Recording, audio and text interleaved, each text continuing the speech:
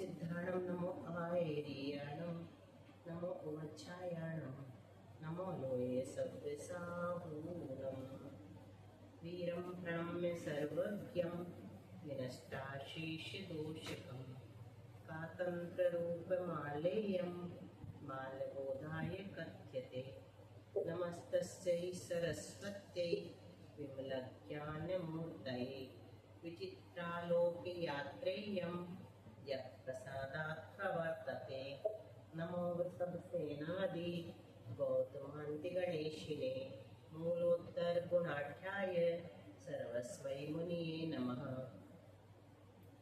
गुरुभक्त्या वयं साधत् दीपद्वितयवर्तिनः वन्दामहे त्रिसङ्ख्योन नवकोटिमुनीश्वरान् अज्ञानतिमिरान्धस्य ज्ञानाञ्जनशलाकया चक्षुर्मीलितं येन तस्मै श्रीगुरवे नमः।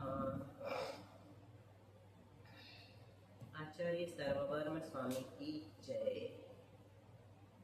संत श्रोमणी आचार्य गुरुश्री विद्यासागर जी महाराज की जय। आचार्य गुरुश्री समय सागर जी महाराज की जय। आचार्य संघ की जय। याद है कहाँ तक पढ़ लिया था अपन ने? कुछ याद किया क्या? कल याद करने का था। मनीषा टाइम मिला? टुडे हमें तब लिखना पड़ेगा, बट तो है भी नहीं किताब। पीडीएफ भेजी ना हमने ग्रुप में, तो पीडीएफ खोल ही नहीं पाते हैं। किताब कैसे खोलोगी? बस ये याद कर लेना, सी औजस अम औसस ढाम्भेस, वैसे यही हो जाएगा। पढ़ते पढ़ते थोड़ा कर लेना। गे ढाम्भ्यास गसी ढाम्भ्यास, हाँ लिख लेना। गस ओस आम गी ओस सु, बस इतने चाहिए और कुछ नहीं चाहिए, ठीक है। बाकी सूत्र तो अपन लगाएंगे, वो बदलते जाएंगे। तो हम लोगों ने ये पढ़ा लिया था ईज सट्टा इंगप्पा, ये जो क्या है अनुबंध है। ईज सट्टा इंगप्पा है ना, ये क्या कहलाते? विभक्तियों में अनुबंध कहलाते हैं। और हमने सिद्धि कहाँ तक की थी?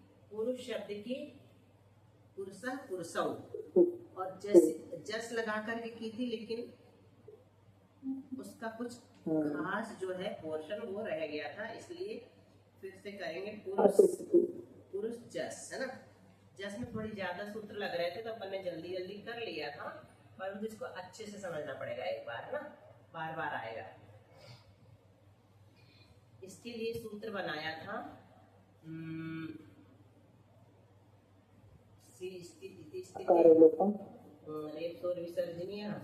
सिद्धं पदं पुरुषः इति सिद्धं पदं तथैव लिंगार्थे द्वितीय विवक्षयां द्विवचनम औ संधि करके अपन ने पुरुषों बना लिया था, है ना।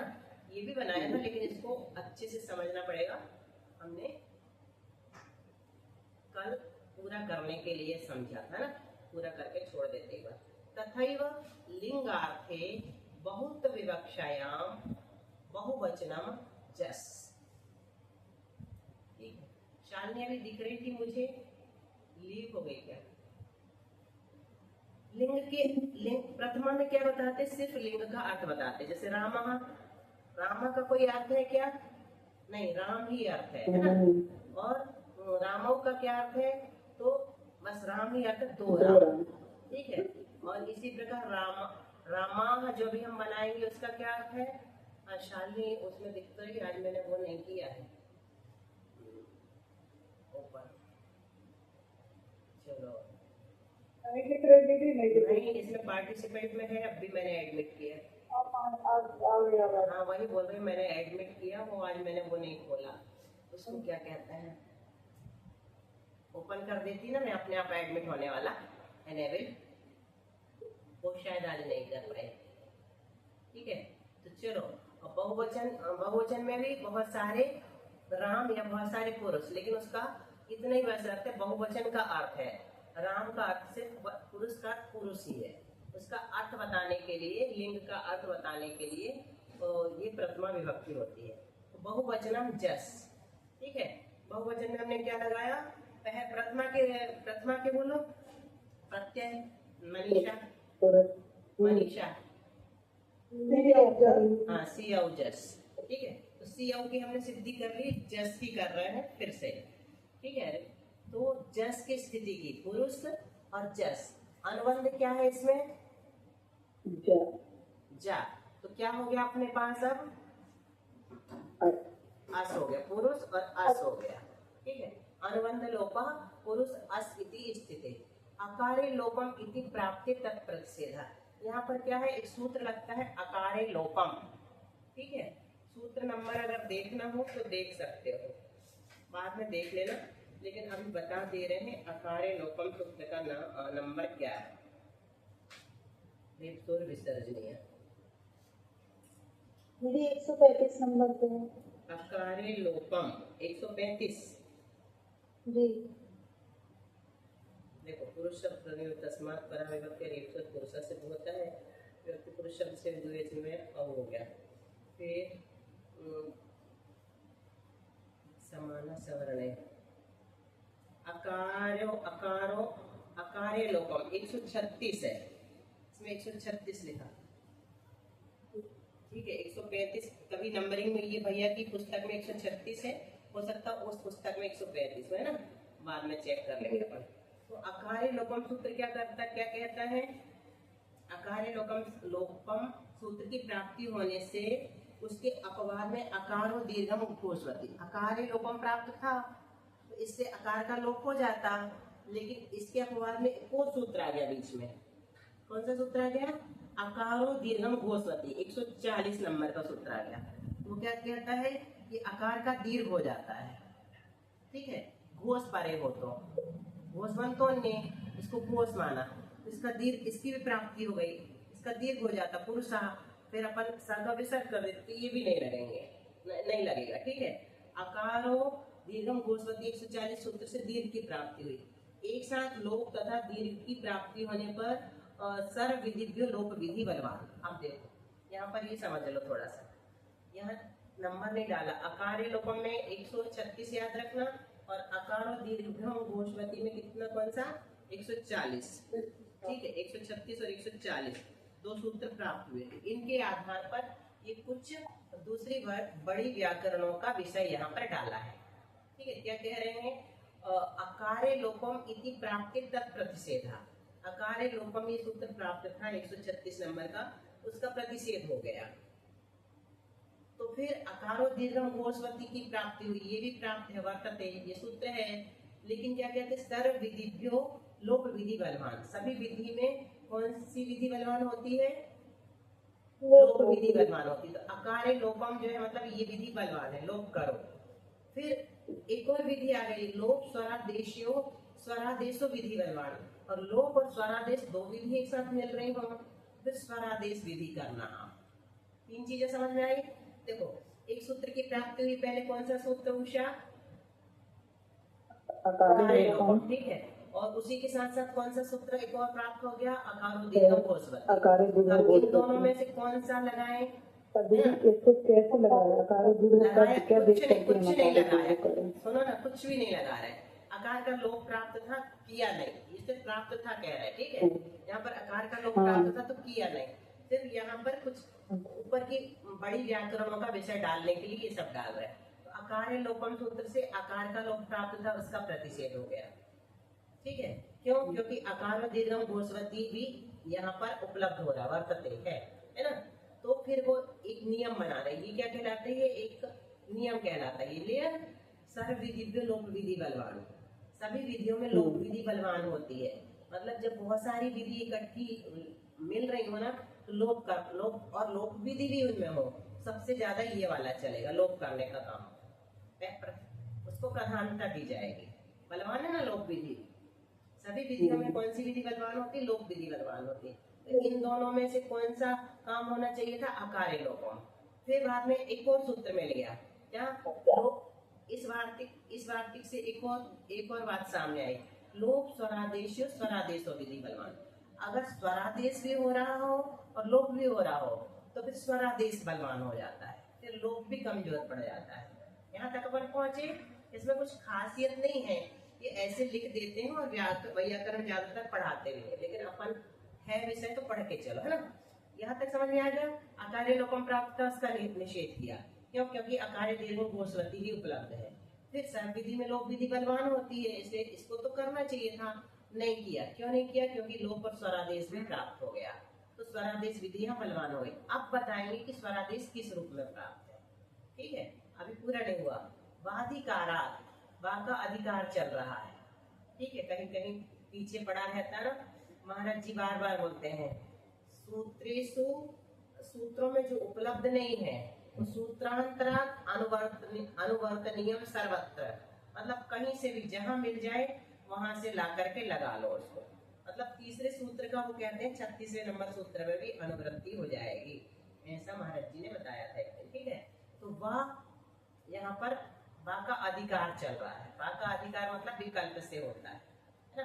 वा विरामे, ये यही पढ़ा, वा विरामे इति वर्तमाने, ये वर्तमाने मतलब इसका अधिकार है। विभक्ति व्यंजने रेफस्य न स्यात्, क्या कह रहे हैं? विभक्ति व्यंजने रेफस्य न स्यात्, रेफ नहीं होगा। कहाँ पर रेफ नहीं होगा? विराम और व्यंजन परे होने पर रेफ और सकार के स्थान पर विसर्जनीय आदेश होता है। अपन ने पढ़ा ना, क्या है इसका सूत्र बोलो, विषय तुम्हें याद है? हाँ, रेफ और विसर्जनीय। विराम और व्यंजन परे होने पर, देखो ना, विरामे व्यंजनादौ च रेफ सकार्यो विसर्जनीयो भवति। ठीक है, विराम परे हो अथवा विसर्ग व्यंजन परे हो तो इसका क्या हो जाता है?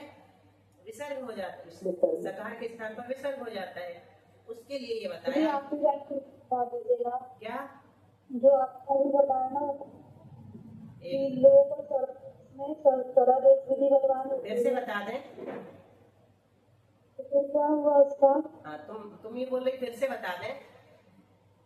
सिर्फ आखिरी लाइन, आखिरी लाइन बस। लो अभी वो प्रसंग आया नहीं, लेकिन इसका अर्थ सिर्फ इतना है कि लोक विधि बलवान बताई, किससे? इससे, है ना। सर्व विधियों में लोक विधि बलवान होती है, सब विधि में लोक विधि बलवान होती है। लेकिन अगर स्वरादेश विधि और उपलब्ध हो जाए सब विधियों के बाद, स्वरादेश विधि बलवान हो जाएगी। अभी स्वरादेश करेंगे तब तुमको ये समझ में आएगा। अभी इतना बस याद रखना, लोक विधि तो बलवान होती है सब विधियों में, लेकिन उसी के साथ साथ स्वरादेश भी हो रहा हो तो फिर बाद में लोक विधि भी कमजोर पड़ जाएगी, है ना। अब यहाँ पर आगे बताते, वाधिकारात, वा का अधिकार होने से, विभक्ति और व्यंजने रेफस्य न स्यात्, दीर्घसु धूर्सु भवति च सजुषु आशिषु, ये इन्होंने अलग से ले लिया, अपनी का तंत्र में ये नहीं है। देखो यहाँ का, देखो एक बार इसको भी देखो, ये बहुत उपयोगी है। जस,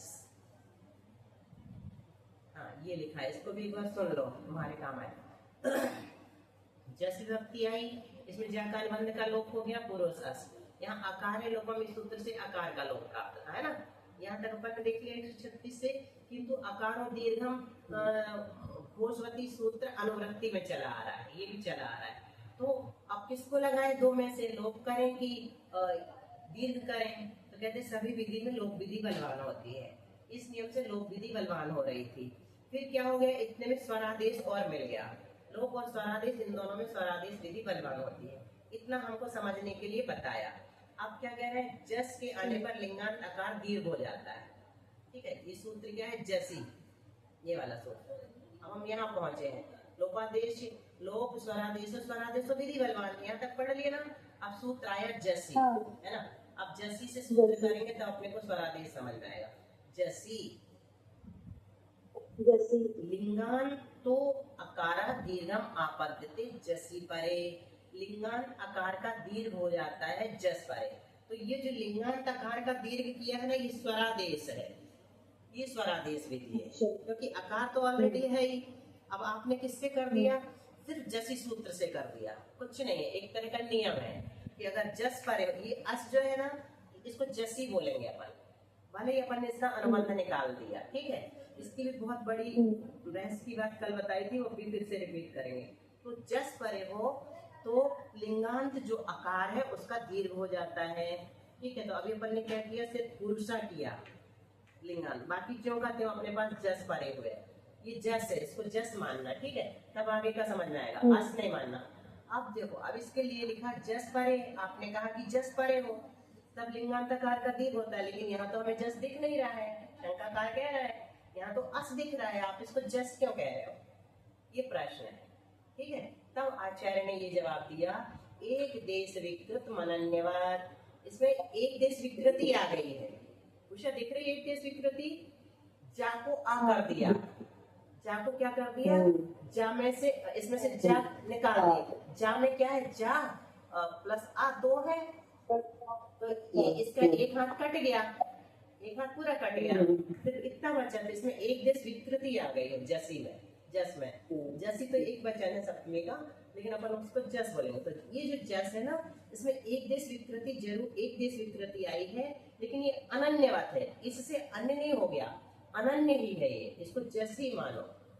ठीक है, एक देश विकृति अनन्यवत होती है, इससे भिन्न नहीं हो जाती है, मतलब ये इससे भिन्न नहीं हो गया, ये जस ही है।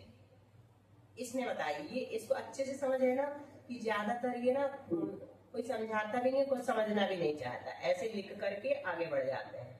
यहाँ पर भी शायद लिखा होगा,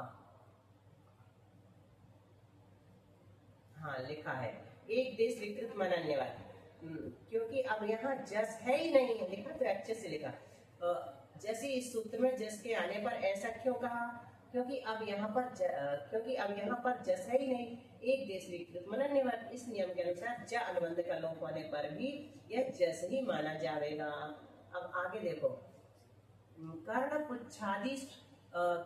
कर्णपुच्छादिषु अंगेषु भिन्नेषु सत्सु श्वा न गर्धवा किंतु स्वास्वैव, जैसे कुत्ते की पूंछ कट गई है ना, कर्णपुच्छ या कान कट गया कुत्ते का, कर्णपुच्छादिषु ये सप्तमी का एक वचन है, कान पूंछ आदि अंगों में से, अंगों के छिन्न हो जाने पर, छिन्न भिन्न हो जाने पर कुत्ता कुत्ता ही रहता है, गर्दन नहीं बन जाता, किंतु सही वह, तो यहाँ पर जो जैसे वो जस ही रहेगा, अस नहीं हो जाएगा, इसलिए ये सूत्र आ गया जस परे होने पर। इतना सा बताने के लिए इतना सारा बताया, समझ में तो अच्छे से आ गया ना।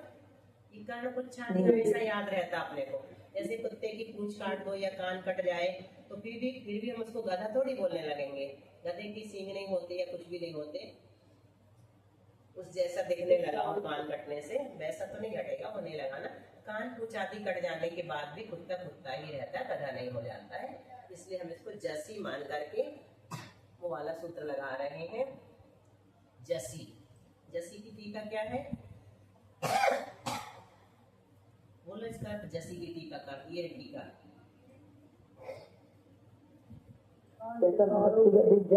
जैसा करता तो जाका ज्ञान बंद हो गया, नहीं वो सब नहीं, अर्थ बचा, वो सब नहीं, सिर्फ ये आधी लाइन का अर्थ पूछ रहा है, ये जो हमने अंडरलाइन किया ना, ये जसी की टीका है, जसी सूत्र की, अर्थ इतना बस। लिंगांत लिंगांत में आकार आए तो दीर्घ हो जाता है, जैसे करेगा। ठीक है, तो अपन ने कहा किया दीर्घ, लिंगांत आकार, लिंगांत आकार कहाँ है अपने पास, हाँ पुरुष में आ है, ये लिंगांत आकार है, पुरुष शब्द जो है लिंग है, और लिंगांत उसका आ है, सा नहीं है ना।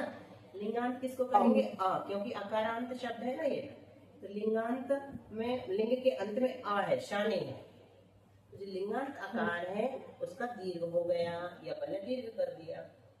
ठीक है, क्लियर हो गया ना यहाँ तक बहुत अच्छे से। लिंगांत आकार का दीर्घ हो गया, बड़ा हो गया ना दीदी, आका बड़ा हो गया ना, हाँ बड़ा हुआ, आकार का दीर्घ हो गया, छोटा आ था तो बड़ा हो गया, दीर्घ मतलब बड़ा। अब ये कहते हैं दीर्घस्य नास्ति दीर्घता, अपन समान सवरणे से इसको भी जोड़ेंगे, क्यों, क्योंकि इसका तो इसका दीर्घ तो इस सूत्र से हुआ है, समान सवरणे से नहीं हुआ, ये जो बड़ा आप किया ना अपन ने, समझ में आ रहा है, जसी सूत्र से बड़ा हुआ है ये, है ना। अभी अपने पास एक सूत्र और उपलब्ध है, प्लस अस में लग रहा है कि नहीं सूत्र, इसमें सूत्र लग रहा है संधि का,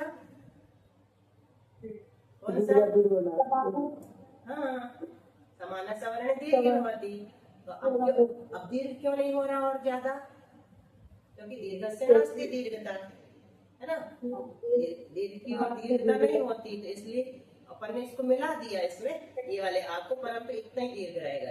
वो अपने पास क्या बचा उषा, जी बचा, ये क्या है, सिर्फ सा बचा, क्योंकि इसमें मिल गया ना समाना सवर्ण दीर्घ होती से। अब सा का क्या करेंगे? विसर्जनीय। इतना बनाना था कल अपने को, इसलिए कल अपन ने नहीं किया परिश्रम। समझ में आ गया ना आज अच्छे से? जितना पढ़ा पूरा, और एक बार रिवीजन कर लेना। ये विषय पूरा पक्का कर लेना, अच्छा है, इंटरेस्टिंग। सस्य विसर्जनीय का अर्थ क्या है? सा का विसर्ग हो गया। सस्य विसर्जनीय किससे हुआ? रेप स्वर विसर्जनीय से। फिर बन गया अपना पुरुषः शब्द। तथैव आमंत्रणार्थ विवक्षायाम, उसी प्रकार आमंत्रण अर्थ की विवक्षा में ऐसा अर्थ जिसमें आमंत्रण सूचित हो रहा हो, वहां पर भी सी औजस लगता है। बस ये इसका अर्थ है। तथैव यानी उसी प्रकार आमंत्रणे, आमंत्रण, अगर आमंत्रण समझ में आ गया? आमंत्रण मतलब संबुद्धि। संबुद्धि मतलब हे राम, हे रामो, हे रामा, उसी को संबोधन कहते हैं अपन लोग। ठीक है, जब संबोधन सप्तमी के बाद वाला, अष्टमी कहना चाहिए, है ना?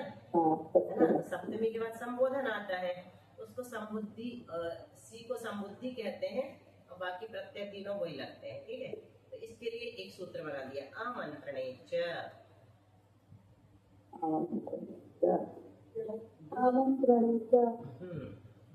किसे कहते हैं आमंत्रण? दूर स्थाना, दूर स्थानम, स्थानाम लिखा, दूर स्थानाम अभिमुखीकरणम आमंत्रणम। बहुत दूर से अगर किसी को अपने को बुलाना है, रमा, हे रमा इधर आओ, तो ऐसा दूर स्थान से जब अपने को अपनी ओर अभिमुख करना होता है किसी को, तो उसको आमंत्रण कहते हैं। उसमें भी तत्त्वयाने, उसमें भी प्रथमा विभक्ति होती है। प्रथमा विभक्ति से क्या क्या लेंगे मनीषा? सी औजस। हाँ, बस पूरे तीनों लेंगे। अब लगा दो सी, इसमें एक सूत्र लगेगा, बस फिर तीनों बन जाएंगे। अपन ने लगाया पुरुष प्लस सी, पर क्या बना रहे? संबोधन वाले रूप, है ना, आखिरी वाले। कर्म, करण, संप्रदान, अपादान, संबंध और अधिकरण के बाद। ठीक है, आमंत्रणे चाहिए तो प्रथमा विभक्ति कर दिया, प्रथमा विभक्ति भवति। अब आमंत्रणे सी संबुद्धि, आमंत्रणे सी संबुद्धि,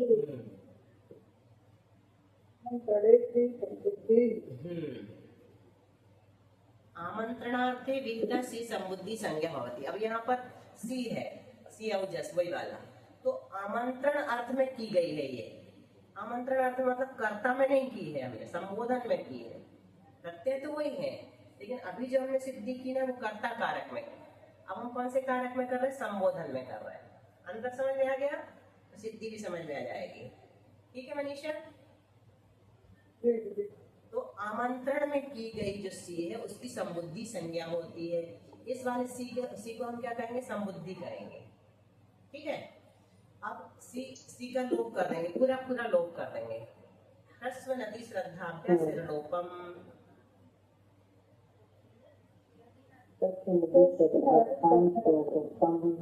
ह्रस्व नदी और श्रद्धा से परे संबुद्धि संज्ञक जो सी है उसका लोप हो जाता है। तो यहाँ पर नदी भी नहीं है, श्रद्धा भी नहीं है, तो क्या बचा? ह्रस्व बचा। तो ये ह्रस्व है ना, छोटा है ना, छोटा है मतलब ह्रस्व है। समझ में आया? तो ह्रस्व से परे जो सी है उसका लोप हो जाता है, पूरा लोप हो गया, बस कुछ नहीं। इस सूत्र ने क्या कर दिया? सिर लोपम, सी का लोप हो गया। ऊपर हम लगा देंगे हे पुरुष, बन गया। ठीक है, कैशित आमंत्रण अभिव्यक्तये अहो हे वो शब्द प्राप्त प्रयोज्यन्ते। कोई कोई आमंत्रण की अभिव्यक्ति करने के लिए अहो हे वो शब्दों का प्रयोग करते हैं। तो हे पुरुष बन गया अपना, यहाँ जगह नहीं इसलिए हमने ऊपर लिख दिया। ठीक है, द्विवचन में कैसे बनाएंगे? बनाओ मनीषा, बहुत सारा है। आओ,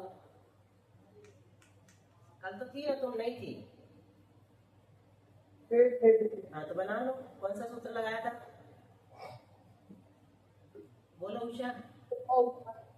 सही है, ओकारे औ औकारे च से पुरुष का जो आ है उसका औ हो गया। ठीक है, पुरुष औ बन गया, और परश्च लोपम आपत्ति से इसका लोप कर दिया, पुरुष औ। इसी प्रकार जस लगा लो। जस कैसे लगाएंगे? पूरी वही करना पड़ेगा प्रक्रिया, लेकिन अब अपन ज्यादा नहीं करेंगे क्योंकि अपन को पता करना था बस उतना, तो अपन ने पता कर लिया सीधा। अब सीधा सीधा अपन कर रहे पूरी वही जो अपन ने अभी पुरुषाह बनाने के लिए किया था ना, वैसे यहाँ भी हो गया। जस जस ही नहीं लिखना, जस लिखना।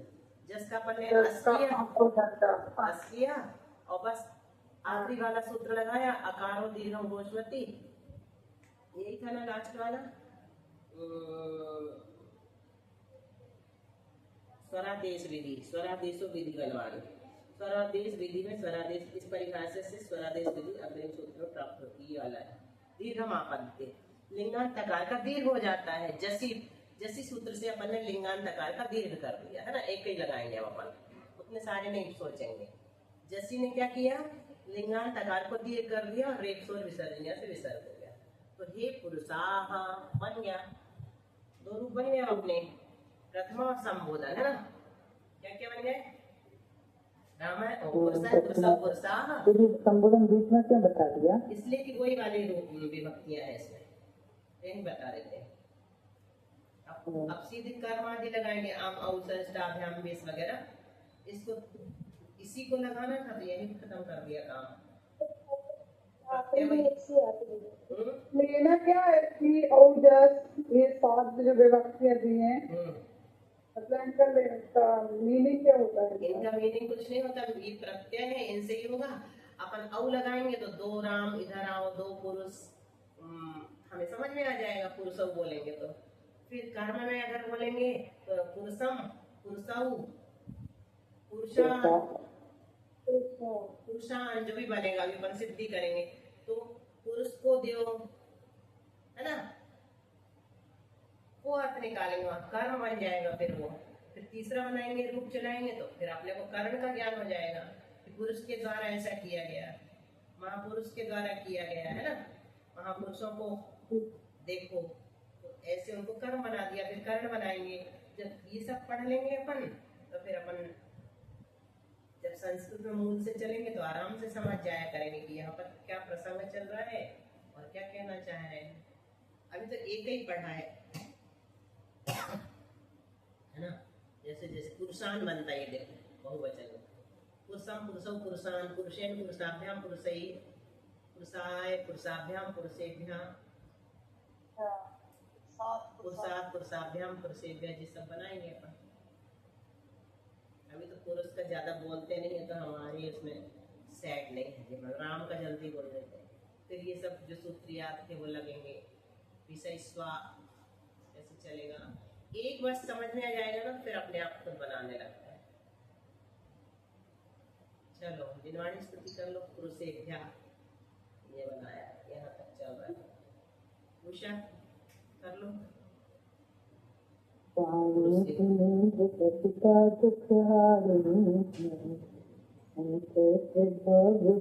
को सुखदायिनी, पूरा करें सवन में अम्ब देवी, ओ सूत्र गणित की आत्म देवी, जवानी की ज्ञान के शिशु कलो, जवानी न करे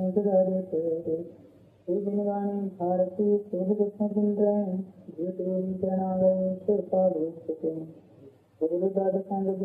माता की जी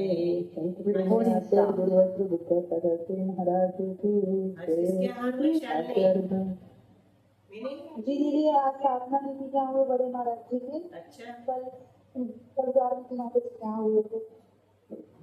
अच्छा, कल किसके यहाँ? उदारमती माता जी के यहाँ 2 आहार हो गए महाराज जी के, 2 आहार हो गए। अरे हम सोचे कल शाम को ही बंद कर दे, हम यहाँ कल 2